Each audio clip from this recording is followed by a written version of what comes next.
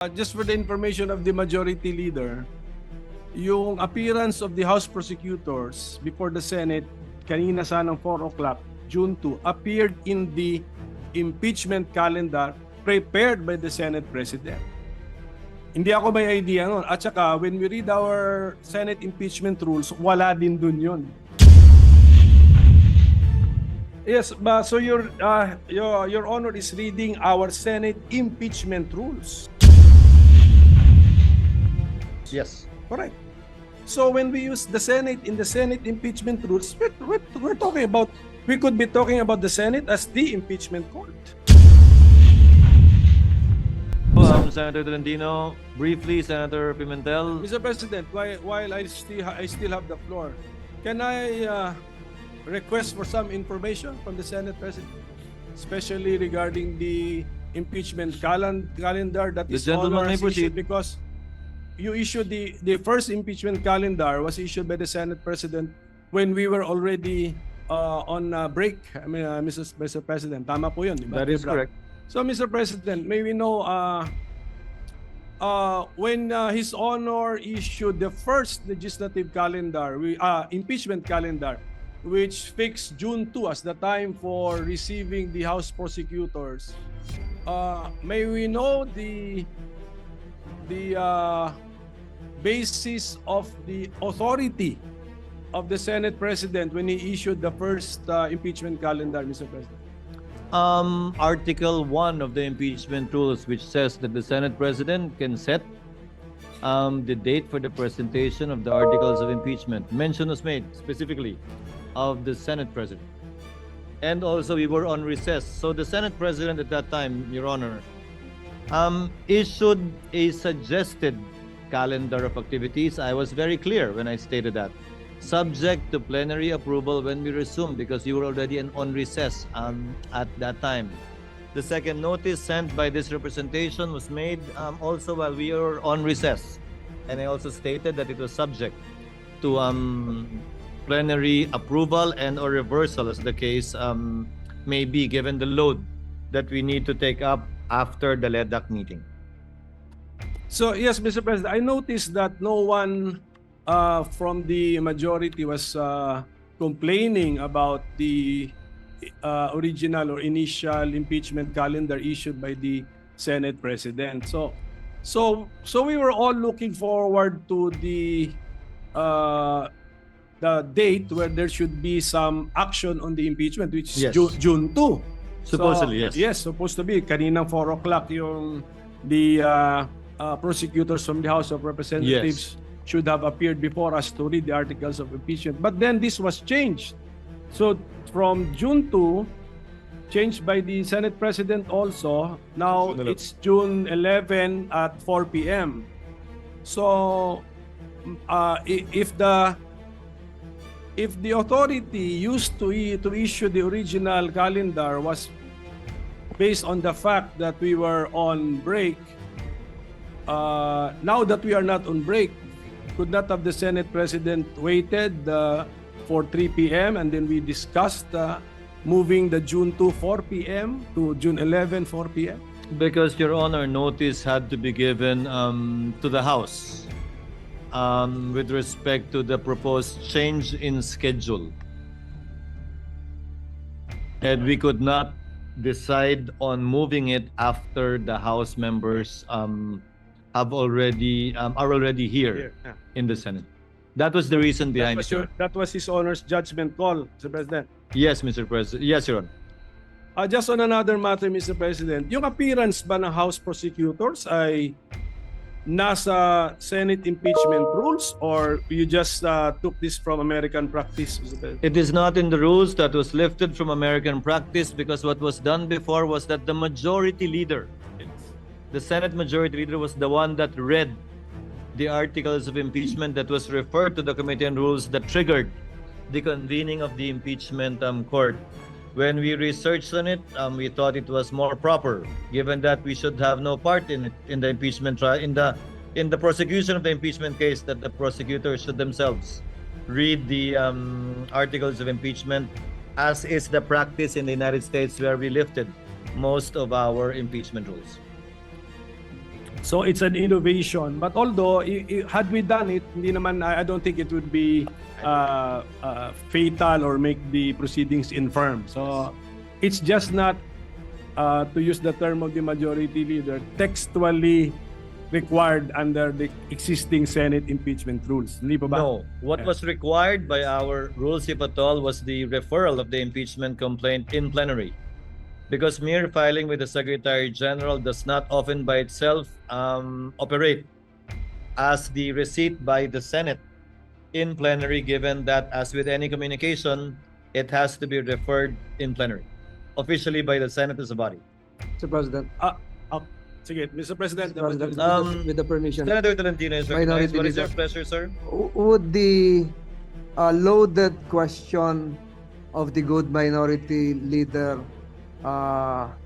if decoded, would mean that should the presentment be made before the Senate sitting as a plenary, or should the presentment be made before the Senate constituted as an impeachment court? Baka yun po yung tanong nyo. But it was the Senate President to research on American practice. How do they do? How do they do it in the United In States? plenary, Your Honors, not as an impeachment court. Because again, mere receipt by the SecGen does not operationalize or start the process of impeachment. Any communication, and that is a communication from the House, must be referred by plenary to the appropriate committee for proper action. That in turn will now trigger, if at all, the convening of the impeachment court, where the regular processes would now be followed, such as the issuance of summons, etc., etc. May we know the rule, Mr. President, that it I'm should sorry? be? May we know what the specific rule is? That in the rules, or is that by practice or costumbre? Tingnan niyo ano rule. Under Rule 3, Paragraph 2, upon presentation of the articles to the Senate shall specify the date and time for the consideration of the articles. Yes, but So the articles need to be presented to the Senate. yes, but so your Honor is reading our Senate impeachment rules. Yes. Correct. So when we use the Senate in the Senate impeachment rules, we're talking about, we could be talking about the Senate as the impeachment court. Because We it's the have- Senate. And by virtue of the procedure in Articles 1 to 3, we have not yet convened the court, Your Honor. For example, succeeding rules in our impeachment rules, 4 onwards, would pertain to the Senate already as an impeachment court, because that is already the trial proper, beginning with the issuance of summons. Mr. President, the second sentence already contradicts His Honor, because it says, second sentence of that second paragraph of Rule 3, unless the Senate provides otherwise, it shall continue in session from day to day. Session na yan as court. Kasi until final judgment eh. Yun na yun eh. So, the use of, when we use Senate in the Senate impeachment rules, we refer to the Senate as the court. Mr. President, According to the Secretariat, Your Honor, the dividing line is when we take our oath as senator judges and convene as such. Because we will be wearing 2 hats, Your Honor. As senators, performing our legislative and legislative function, and as members of the impeachment court, performing our sui generis function. And these are 2 distinct, if at all, hats and functions that we would be performing. That's why we have to adjourn session and convene as an impeachment court, and vice versa if we want to revert back as a plenary. Well, Mr. President, ano na lang for so as to Mr. President, our staff can revisit. Ito yung sentence natin, ano? Second paragraph of Rule 3 of the Senate impeachment rules. Upon presentation of the articles to the Senate shall specify the date and time for the consideration of such articles. Unless the Senate provides otherwise, it shall continue in session from day to day until final judgment shall be rendered, and so much longer as may in its judgment be necessary. So, are we using the word Senate in one paragraph in two concepts? One as Senate, legislative body, and the other as the court? I believe so, Mr. President, Your Honor. But again, So, since these manifestations, also the manifestation made by our distinguished majority floor leader himself earlier, after these manifestations are made, these matters and these statements will be referred to the Committee on Rules for them to look into it. We have time, Mr. President, Your Honor, to resolve this matter in due course in the next couple of days. Mr. President, Yes. if I can direct this question to the good minority leader, the Senate, even if not acting as an impeachment court, pwede po bang tumanggap ng mga non-members of this chamber to speak or make a presentation, a presentment? Di po ba naaalala natin ng mga nakaraang panahon, pumupunta rito yung President of Vietnam, if I'm not mistaken. Distinguished guests of this chamber are allowed to speak, not just honored. Ganun po ba yung sinasabi nyo? Na baka are the members of the House, though constituted as panel of prosecutors, can they enter the Senate, this chamber, constituted as a plenary or as an impeachment court or both? Pag pinapayagan ng Senado.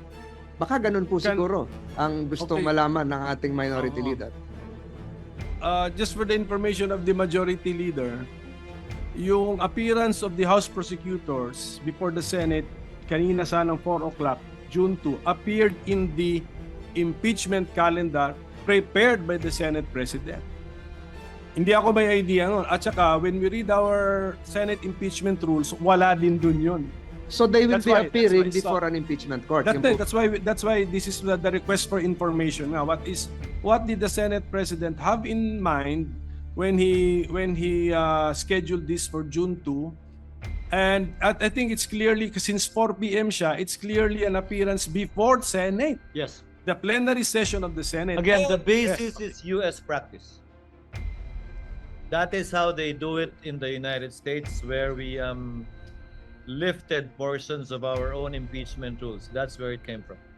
Practice and precedents in the United States. And per our legislative rules, we can waive the rules so that we can allow suspend the non-members rules to allow speak. Diba dito, recently nagsalita rin si former UN Secretary General. Korean, South Korean. Ah, The South Korean. Yes, that's UN Secretary General. So That can be so we allowed. can do it. Yes. Again, that can be allowed. Again, plenary action is necessary, and the plenary will decide on this matter. So just a few more requests for information, Mr. President. So, Mr. President, His Honor, around 4 days ago, sent notice that the June 2, 4 p.m. appearance of the House panel of prosecutors will be moved to June 11, 4 p.m. Yes. So, okay. Now, what is now the calendar that His Honor has in mind? Kasi dati meron kang June 2, 4 p.m. appearance, then June 3, morning, we convene the Senate as an impeachment court. So where is that? Where is this convening now? Where is it now when you move the appearance to June 11? Sabay na po, because by that time, by June 11, wala na rin po tayong hinahabol na kailangan i-second or i-approve kung meron man, ratification na lamang ng mga bicameral conference committee reports. And we will be doing both at the same time. If at all, the reading of the articles of impeachment, the referral to the Committee on Rules, the convening of the impeachment court, if at all again, the oath of the senator judges, if at all again, all that we can do as an impeachment court would be to issue summons. Yes. Oh, Requiring the respondent to answer within 10 days. but were we sent notices na ganun ang mangyayari? I'm sorry? Were the senators sent notices or informed that after the appearance of the House panel of prosecutors, there's a possibility that we will convene as a para ready kami. Wala pa. Wala pa nga po. Kaya Wala malapit pa. na po yung June 11. Wala pa naman talaga eh. Kasi nung pinadala yung notice na yun, it was addressed, if you notice, it was addressed to the House that they will be presenting the articles of impeachment on that date. The notice insofar as the impeachment court itself is concerned, these discussions would be very helpful, Your Honor, because this will be part of how the Senate as a body will be deciding on what to do after the articles of impeachment shall have been read and presented before the body. Yes, but Mr. President, nung in-issue kasi ninyo yung impeachment calendar last February, at least you were that detailed na sinabi nyo na po yung convening of the impeachment court. Ngayon sana po, nung i-defer si June to appearance, sana pati po yung convening as an impeachment court, nasabi na rin when that is para may idea. Well, thank you for the opportunity to clarify. Since that is our last day, this representation has no intentions of actually convening the court, if at all, on another date other than the 11th, unless the Senate as an impeachment court provides otherwise.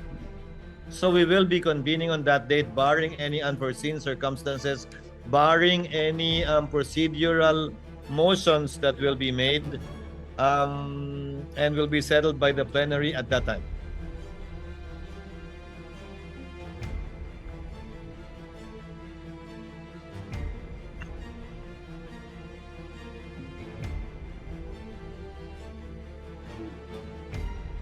Well, Mr. President, it was just, ito lang for the consumption of our staff and secretariat. It was just pointed out to me that the rule that we mentioned earlier, second paragraph of Rule 3, yung first paragraph pala, it provides that nakapag-oath na. Nakapag-oath na ang member. So if that is now the dividing line, we have crossed the line. So, Senate na po ito as a court. So tignan na lang po muli, Mr. President. Mr. President, Your Honor, the first paragraph refers to consideration of the articles of impeachment. The second paragraph, we were not part of the Senate that wrote these rules. The first paragraph, it mentions the word consideration. The second paragraph mentions the word presentation. In terms of time, presentation should come first before consideration, although as it appears in our rules, consideration was mentioned first in the first paragraph and before presentation in the second paragraph. But in terms of order, Your Honor, presentation should logically come first before consideration of the articles of impeachment. And then For there is nothing to consider unless presented. And then in the next breath, it talks about the trial na. Yes, again, we had no part in writing these rules. Okay, I so would not yes, want to critique it as well because during those times, perhaps, this was apt and sufficient. So, okay, so Mr. President, may we now, kasi ang media nagtatatanong sa akin, na pinapa-speculate pa ako na, just for the record, what is now the reason that His Honor has taken the initiative to reset the June 2, 2025 4 p.m. appearance of the panel of prosecutors before the Senate plenary to June 11, 4 p.m. What's the main letter reason, Mr. addressed to President? Speaker Martin, copy furnished to all of the senators as well as Vice President Sara Duterte. Given the meeting we had at LEDAC with His Honor's presence, several bills needed to be approved and taken up before we finally finish and wind up the 19th Congress. Meaning to say, some bills need to be approved on second reading within the week today, so that we can do third reading next week. Some bills have to be approved on third reading today and within this week, so that bicameral conference committees can finalize and iron out the disagreeing provisions between the Senate and House versions, so that we would still have time next week to either ratify these bicameral conference committee reports or still do third reading in compliance with the constitutional requirement of 3 readings on 3 separate days, at least 3 days after it's approved on second reading. So, sige, last question na lang, Mr. Apa. President. Per our rules or practice, how would we now react to the receipt of the articles of impeachment last February 5, 2025? How should the Senate as a legislative body in plenary session react to that receipt? in line with Article 1 of our impeachment rules, which makes mention of the authority and responsibility of the President of the Senate. That is why I set the schedule for the articles to be read in plenary, which in turn would trigger, if at all, the creation of the impeachment court, which, if at all, would now proceed with the issuance of summons for the respondent or defendant. Would not the impeachment complaint received last February 5, 2025 be included in the reference of business?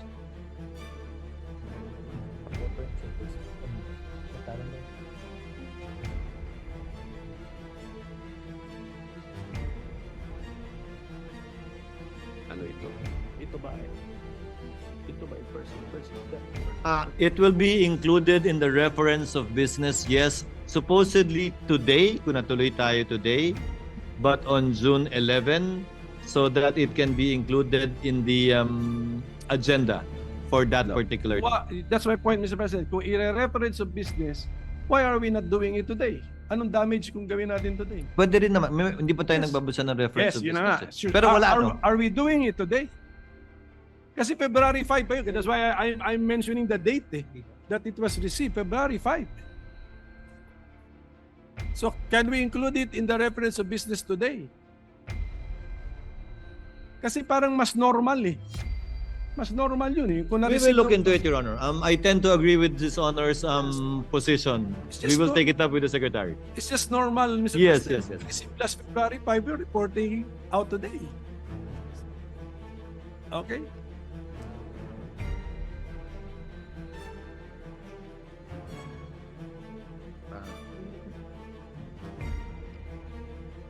Off the record, they explained the reason behind it. But I tend to agree with Your Honor, and I'll ask the Secretary to consider it. Because in the past, as they said, it was the majority leader who read it, and not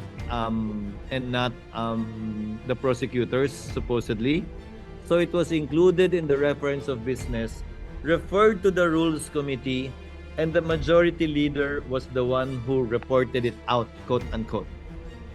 But now, given that it's the prosecutors that will read the articles of impeachment, again, following U.S. practice and precedent, the Secretary thought it best that it'll be included in the agenda on that day because there is no referral to the Committee on Rules. But again, we will look into it and we will take the suggestion of the gentleman in light of the points he raised in connection with that. Because I believe there should have been also a letter accompanying the impeachment complaint.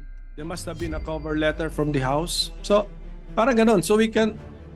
Only by the section, not by the Speaker nor any member of the House. Yes. But is a letter from the SecGen also a communication from the House? It was a covering letter only. So I think this is just an opinion. I tend to agree, Your Honor. It's more natural that we report out if something happened last February 5, late evening of late in the session on February 5. Something happened, we report it out. So it's more natural if we report it out immediately, Mr. President. So I tend to agree, that's Your all- Honor. That's Again, my point, Mr. President. I will take it up with the committee secretary. So with that, Mr. President, I thank you for answering my questions. Thank you, Your Honor. I just wanted to request some information. Thank you, Mr. Thank you, Honor. What is the pleasure of the Honorable Ontiveros? Salamat, Tabi, Mr. President. Gusto kong magdagdag ng point dun sa binanggit pareho ng majority leader, ng minority leader at pati ng Senate President. Yung references sa US practice and precedent. Kaugnay nung isa sa mga issue na pinag-usapan dito sa floor. Kung pwede ba o dapat bang mag-carry over yung impeachment process mula sa 19th Congress hanggang sa 20th Congress. And I would just like to put this on the record, Mr. President. Galing po ito sa isang piyesa authored ni UP Professor Paulo Tamase, nag-appear po sa June 2025 issue ng Philippine Law Journal. Sabi po dito, Emerging Issues in Impeachment, page 19 dun sa journal, allowing impeachment to cross over Congresses is consistent with American practice. Following the practice of the United Kingdom, Thomas Jefferson's Manual of Parliamentary Practice states that an, quote, impeachment is not discontinued by the dissolution of Parliament, but may be resumed by the new Parliament, close quote. The U.S. Congress na binanggit ng Majority Leader, ng Minority Leader at ng Senate President, the U.S. Congress has observed this for over 200 years. From the 1803 impeachment of Judge John Pickering to that of Judge Porteus in 2009. In Congress, impeachment proceedings are not discontinued by a recess. The following impeachment proceedings extended from one Congress to the next. 5 pong halimbawa, Mr. President, sa article na ito. Babangkitin ko lang yung pang-apat kasi yun pamilyar sa ating mga Pilipino. 4. The impeachment of President Clinton was presented to the Senate after the Senate had adjourned sine die. After, Mr. President, the Senate had adjourned sine die for the 105th Congress, and the Senate conducted the trial in the 106th Congress, Mr. President. So, for the record lamang po, dahil very, very pertinent sa binanggit ng Majority Leader, ng Minority Leader, at pati ng Senate President na following U.S. practice and precedent. And with one very recent concrete example po dun sa impeachment ni U.S. President Clinton. So I hope that we can consider this in our own decision-making, Mr. President, even after the rescheduled presentation by the House prosecutors to the Senate as an impeachment court on 11th June. Salamat tabi, Mr. President. Duly noted and entered into the records. Majority Floor Leader. Just to reiterate again, yung nabanggit ko po kanina nga, magkaiba yung sa Philippine Senate at US Senate kasi ang naiiwan sa US Senate tuwing mag-ieleksyon ay 67 senators, enough to constitute a quorum out of 100 senators and enough to convict or acquit. Sa atin po, 12 lang. Not enough to have a quorum of 13, more so a number of 16 to convict or acquit. But be that as it may, Mr. President, we have all the discussions done, and I think this would really be part not just of the discussions that whatever case would be elevated to the Supreme Court would eventually be decided in the near term. Mr. President, I seek a minute suspension, Mr. President. Session is suspended.